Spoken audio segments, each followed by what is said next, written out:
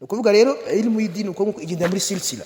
Sheikh hano Sheikh Fawaz ibn Ali al-Madkhali ari kwigisha iki, yari kwigisha igitabo ari gusoma muri sharh yandi y'umwarimu we. Ntabwo byari munani kuba yakora iki, ntabwo byari munani kuba yafata sharh akayisobanura ku gitabo, lazima yarakize kuba Sheikh, urumva iriya muri Jazan, ariko hamwe agusomera cyagusomera sharh y'umushekhe ku buryo y'ubukora iki, nibyo bikora iki. Yari kwigishiza ilmu mu gitabo, ilmu yigishizwa he, yigishizwa mu bitabo.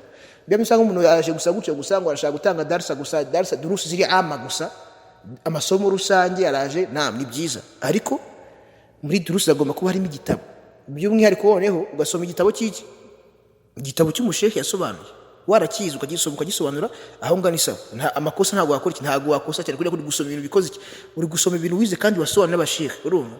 Hari umusilamu nyine akunda gufata fatwa za majabu z'ibitangaza, namuga kijana wewe mbona ukunze gukora dawa, ariko fata ibitabo birinuza, fata shuruhati z'abamenyi, fata ibitabo byasobanura abamenyi, ukora icyo bari byusoma, abari byo bigisha abasilamu, amakosa zaba makeya.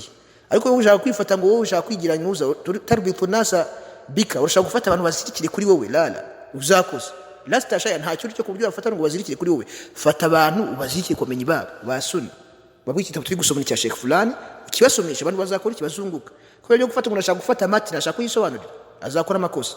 Era mbikunze gusanga abantu nyine benshi kubera ubuhizbi bakunze kuvuga ati urabona nguri umuntu igitabo ngo ari gusoma tarjama, iri gusoma nyine kwigisha abantu elimo, wenda igitabo cya akida cyangwa se cya Afrika, kubera gusoma ibyanditswe unasobanura, urumva wakora ta'liq, wabyita ngo ni tarjama. Uri gukora iki?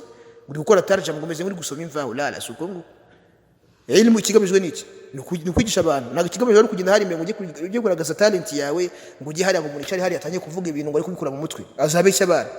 Uzareba abahizbi benshi, nta muhizbi ugira umwanya wo kwicara hasi ngo yigishe igitabo, ntibishoboka. Wari wabona amagambo yo kwigisha kitabu tawhid, byakugora. Wari wabona amagambo yo kwigisha abantu kitabu tawhid, ntibishoboka. Uzumva ngo yafashe Qur'an, urumva nero kwigisha tafsiri Qur'an yayikuye yayize kwanda, urumva ari umukudamano watakaraje, washatse kuzana dalili ngo urabona magambo kuvuga magambo nabi, kandi magambo afite umusigiti, kandi afite umusigiti harakuba. Ndavuga ati kijana biyo biratandukanye. None se Abdullah ibn Ubay ibn Salul yabaga he? Shabaga i Madina se?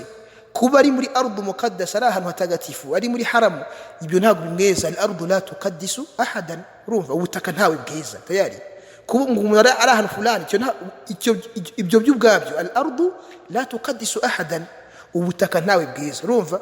Ubwo nyuma kuba ucyaye saraka avuze ngo iki umwisi umunafiki, ndavuga ati ntabwo umwisi umunafiki.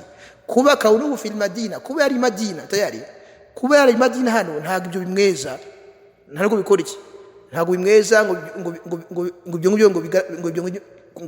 dushingiye kuri ibyo niyo mpamvu agomba kuba imamu, cyangwa se ngo niyo mpamvu bimweza. La al-ardu la tuqaddisu ahadan, ubutaka ntawe bwiza tayari.